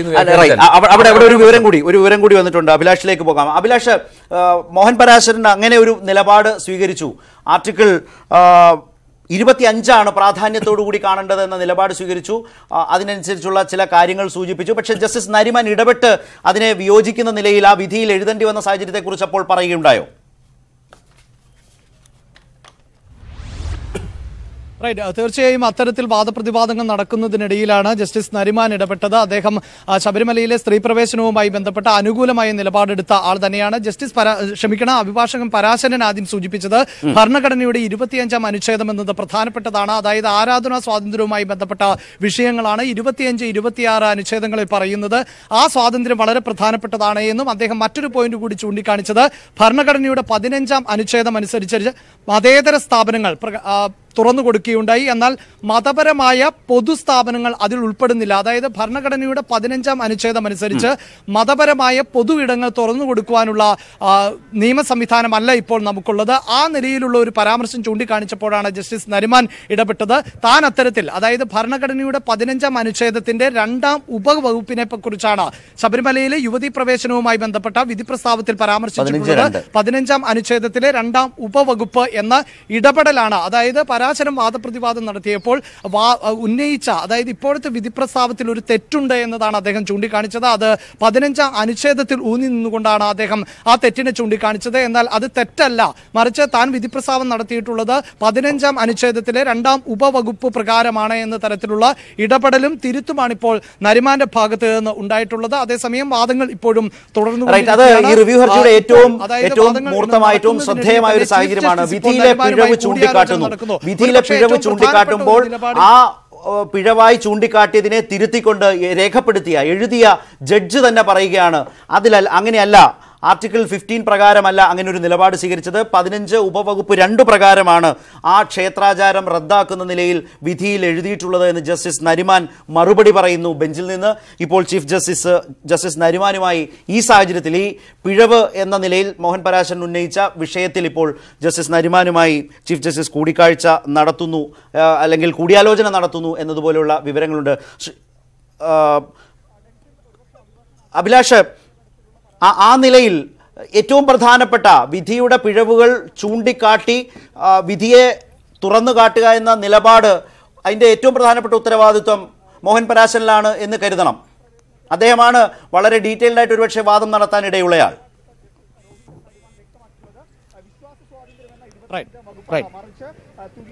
ശരത്ത്, തീർച്ചയായും ഒരു പ്രധാനപ്പെട്ട പോയിന്റ് എന്തായാലും പരാശരൻ ഇപ്പോൾ ഉന്നയിക്കാൻ സാധിച്ചിരിക്കുന്നു. അതായത് ഭരണഘടനാ ബെഞ്ചിൽ പുതുതായി എത്തിയ ചീഫ് ജസ്റ്റിസിന് രഞ്ജൻ ഗൊഗോയ്ക്ക് അതുമായി ബന്ധപ്പെട്ട ഒരു വിഷയം നരിമാനിൽ നിന്ന് ക്ലാരിറ്റി വരുത്തേണ്ട ഒരു അവസ്ഥയിലേക്ക് എത്തുന്നു. ഈ വിധി പ്രസ്താവത്തിലെ 15-ാം അനുച്ഛേദവുമായി ബന്ധപ്പെട്ട തെറ്റായ ഒരു പരാമർശം വിധി പ്രസ്താവത്തിൽ ഉണ്ടോ എന്നത് സംബന്ധിച്ച ഒരു സംശയം ഉയർത്താൻ വളരെ കൃത്യമായി പരാശരന് സാധിച്ചു എന്നത് നമുക്ക് ഈ ഘട്ടത്തിൽ എടുത്തു പറയേണ്ടതുണ്ട്.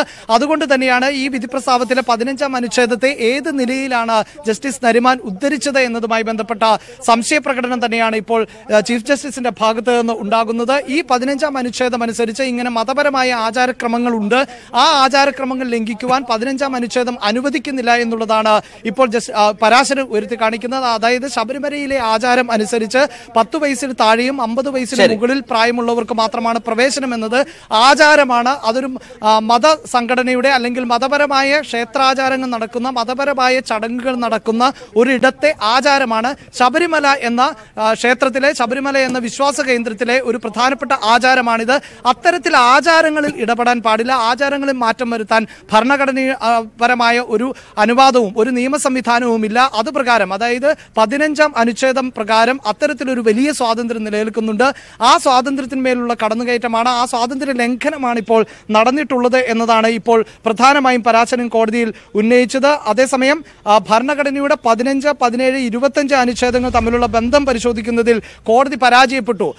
അതായത് വിശ്വാസത്തിൽ ഊന്നി നിന്നുകൊണ്ടുള്ള ഒരു വാദം തന്നെയാണ് പ്രധാനമായും പരാശരൻ ഉയർത്തി കാണിക്കുന്നത്. ഓരോ മതവിഭാഗത്തിലും പെട്ട ജനങ്ങൾക്ക് രാജ്യത്ത്, ഒരു ജനാധിപത്യ രാജ്യം എന്ന നിലയിൽ ഇന്ത്യയിൽ എല്ലാ വിഭാഗങ്ങളും പെട്ടവർക്ക് അവരുടേതായ ചില ആചാരങ്ങളും അനുഷ്ഠാനങ്ങളുമുണ്ട്. ആ സ്വാതന്ത്ര്യം നൽകുന്ന അനുച്ഛേദങ്ങളെയാണ് ഇപ്പോൾ പ്രധാനമായും കോടതിയിൽ പരാശരൻ ഉന്നയിക്കുന്നത്. അത്തരത്തിൽ, അതായത് അനുച്ഛേദം, ഭരണഘടനയുടെ 15, 17, 25 അനുച്ഛേദങ്ങൾ ഇത് പരസ്പര പൂരകങ്ങളാണ്. ഇത് ഒരു രാജ്യത്തെ ഭരണഘടനയുമായി ബന്ധപ്പെട്ട ആചാര സ്വാതന്ത്ര്യത്തെ നിലനിർത്തുകയും അതേസമയം പൗരന്റെ മൗലിക അവകാശങ്ങൾ ലംഘിക്കപ്പെടാതിരിക്കുകയും ചെയ്യേണ്ട ഒരു സാഹചര്യമുണ്ട്. അത്തരത്തിൽ മൗലികമായ അവകാശങ്ങൾ ലംഘിക്കപ്പെടാതെയുള്ള ഒരു ആരാധനാ സംവിധാനം രാജ്യത്ത് ഉണ്ട്. അത് ഓരോ മതങ്ങൾക്കും വ്യത്യസ്തമായ ആചാരങ്ങളാണ് ഉള്ളത്. ആ ആചാരങ്ങൾ നിലനിർത്തുന്നതിന് വേണ്ട അനുച്ഛേദങ്ങളാണ് ഇപ്പോൾ പരാശരൻ ഉയർത്തി കാണിക്കുന്നത്. ആ നിലയിലുള്ള അനുച്ഛേദങ്ങൾ പാലിക്കപ്പെടാൻ ഈ ഈ വിധിയിൽ സാധിച്ചിട്ടില്ല എന്നതാണ് പ്രധാനമായും പരാശരൻ ഉയർത്തിക്കാണിക്കുന്നത്.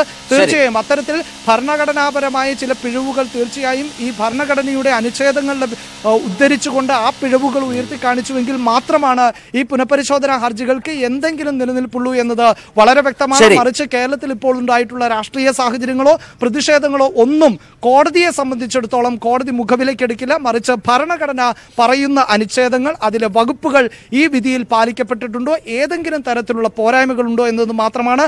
അതിൽ ഊന്നിയുള്ള കൃത്യമായ നിലപാടുകളിൽ തന്നെയാണ് ഇപ്പോൾ പുതിയ പുതിയ വിവരങ്ങൾ വരുന്ന ഒരു ഘട്ടത്തിലാണ് നമ്മൾ സംസാരിക്കുന്നത്. അതായത് പരാശരൻ പറഞ്ഞ ഒരു പ്രധാനപ്പെട്ട കാര്യം, ഈ മതാചാരങ്ങളിലെ യുക്തി പരിശോധിക്കരുത് എന്ന് ബിജോയ് ഇമ്മാനുവൽ കേസിൽ സുപ്രീം കോടതി തന്നെ വിധിച്ചിട്ടുണ്ട്. അതുപോലെ തന്നെ വിവേചനം ഒഴിവാക്കാൻ ഭരണഘടനാപരമായി മതസ്ഥാപനങ്ങൾ തുറന്നു കൊടുക്കുന്നത് ഉചിതമല്ല എന്ന നിലയിലുള്ള വിധിയിലെ പിഴവ് എന്ന നിലയിലൊരു സുപ്രധാന വാദം ഹർജിക്കാർക്ക് ഉന്നയിക്കാനാവുന്നുണ്ട്. അതിൻ്റെ ഒരു തീർപ്പിലേക്കല്ല പോകുന്നത്, പക്ഷെ ആ നിലയിൽ വിധിയിലെ പിഴവ് ചൂണ്ടിക്കാട്ടുകയാണ്. വിവേചനം ഈ വിധത്തിലല്ല അവസാനിപ്പിക്കേണ്ടതെന്നാണ് ആ പറഞ്ഞു വരുന്നതിൻ്റെ ഒരു സൂചന, പ്രധാന വിമർശനം.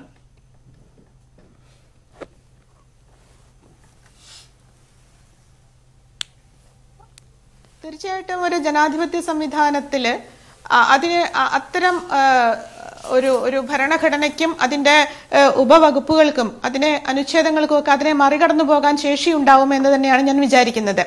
ഇപ്പോൾ ഒരു ഡ്രോ ആയിട്ടുള്ള ഒരു ഫുട്ബോൾ കളി കണ്ടുകൊണ്ടിരിക്കുന്ന ആൾക്കാരുടെ അവസ്ഥയിൽ ഇവിടുത്തെ രണ്ട് വിഭാഗം ജനങ്ങളെ നിർത്തിക്കൊണ്ട് പിന്നെ അത്തരത്തിലുള്ള ഒരു സൂചി മുനയിൽ ഒരു സ്ത്രീ നീതിക്ക് വേണ്ടി നിൽക്കേണ്ടി വരുന്ന ഒരു സാഹചര്യത്തെ ഞാൻ അതീവ ദയനീയമായിട്ടാണ് കണക്കാക്കുന്നത്.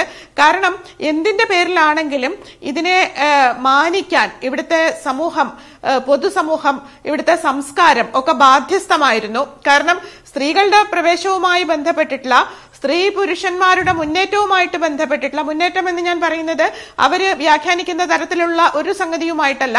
കാരണം കാലം മുന്നോട്ട് പോകുന്ന സമയത്ത് നമുക്കുമൊക്കെ മുന്നോട്ട് പോയേ പറ്റൂ.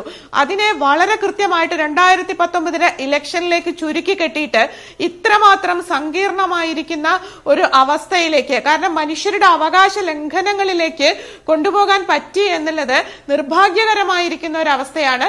തീർച്ചയായിട്ടും ഞാൻ പ്രതീക്ഷിക്കുന്നു ഇന്ത്യൻ ജനാധിപത്യത്തിന് ഇതിനെ മറികടന്നു പോകാനുള്ള ശേഷി ഇന്നല്ലെങ്കിൽ നാളെ ഉണ്ടായിരിക്കുമെന്ന് ഞാൻ പ്രതീക്ഷിക്കുന്നു. താങ്കളിലേക്ക് മടങ്ങി വരാം. ജ്യോതികുമാർ ചാമക്കാല, ഈ വിശ്വാസ പ്രശ്നം, ആചാരം ഉയർന്നു വന്നപ്പോൾ ഉയർന്നൊരു പ്രധാന വാദമാണ് സ്ത്രീ മുന്നേറ്റം, സ്ത്രീ വിവേചനം ഇല്ലാതാക്കുക. ആ വാദഗതികൾക്ക് ഒരു പരിഗണനയും കോൺഗ്രസ് കൊടുത്തില്ല എന്നുകൂടി ചരിത്രത്തിൽ രേഖപ്പെടുത്തും. അങ്ങനൊന്നും സനീഷിന് സംശയമൊന്നും വേണ്ട. ഇവിടെ ഞങ്ങൾ ഈ നിലപാടെടുക്കുമ്പോൾ ഞങ്ങൾ ജെൻഡർ ഇക്വാലിറ്റിക്ക് എതിരല്ല എന്ന് വളരെ അസന്ദിഗ്ധമായി പ്രഖ്യാപിച്ചിട്ടുണ്ട്. ഞങ്ങളുടെ പ്രഖ്യാപിത നിലപാട് തന്നെയാണ്. ഇവിടെ ജെൻഡർ ഇക്വാലിറ്റിയുടെ പ്രശ്നമല്ലല്ലോ, നമ്മൾ ഒത്തിരി ചർച്ച ചെയ്തല്ലേ. ഇവിടെ ജെൻഡർ ഇക്വാലിറ്റിയുടെ പ്രശ്നമല്ല, ഇവിടെ ഒരു വിശ്വാസത്തിൻ്റെ പ്രശ്നമാണ്. ഇവിടെ വനിതകൾ കയറുന്നതിന് ശബരിമലയിൽ യാതൊരു തടസ്സവും ഇപ്പോഴും ഇല്ല. അവിടെ 10 വയസ്സിനും 50 വയസ്സിനും ഇടയ്ക്കുള്ള യുവതീ പ്രവേശത്തെ മാത്രം ആണ് നിയമപരമായ അല്ല വിശ്വാസത്തിൻ്റെ പുറത്ത് അവിടെ വിലക്കിയിട്ടുള്ളത്. ആ വിശ്വാസത്തിൻ്റെ പുറത്ത് ഉള്ള വിലക്ക് 91 മുതൽ നിയമപരമായി ഹൈക്കോടതിയുടെ ജഡ്ജ്മെൻറ്റിൻ്റെ അടിസ്ഥാനത്തിൽ തന്നെ നിയമാനുസൃതമായി നടപ്പിലാക്കപ്പെടുന്നു. ഇപ്പോൾ കഴിഞ്ഞ സെപ്റ്റംബർ 28-ാം തീയതി വന്ന ജഡ്ജ്മെൻറ്റിനെ ബേസ് ചെയ്താണ് ഇപ്പോൾ ഇതിനെ സംബന്ധിച്ച് തർക്കമുണ്ടായിരിക്കുന്നത്. സ്വാഭാവികമായും അക്കാര്യത്തിൽ വിശ്വാസികളോടൊപ്പം നിൽക്കണമെന്ന് തന്നെയാണ് കോൺഗ്രസിൻ്റെ നിലപാട്. അങ്ങനെ തന്നെയാണ് ഞങ്ങൾ നിന്നിട്ടുള്ളത്. ഇനിയും അങ്ങനെ തന്നെയാണ് കൊടുത്തിട്ടുള്ള അഫിഡവിറ്റിലോ തന്നെയാണ് പറയുന്നത്. ഇവിടെ ഇപ്പോൾ അഭിലാഷ് വീണ്ടും ചേരുന്നുണ്ട്. അഭിലാഷ്, ഇക്കാര്യത്തിൽ ഈ മുൻവിധികൾ, സുപ്രീം കോടതിയുടെ തന്നെ മുൻവിധികളാണോ മോഹൻ പരാശരൻ വാദഗതി ബോധ്യപ്പെടുത്തുന്നതിന് വേണ്ടി കോടതിക്ക് മുമ്പാകെ സമർത്ഥിക്കുന്നത്?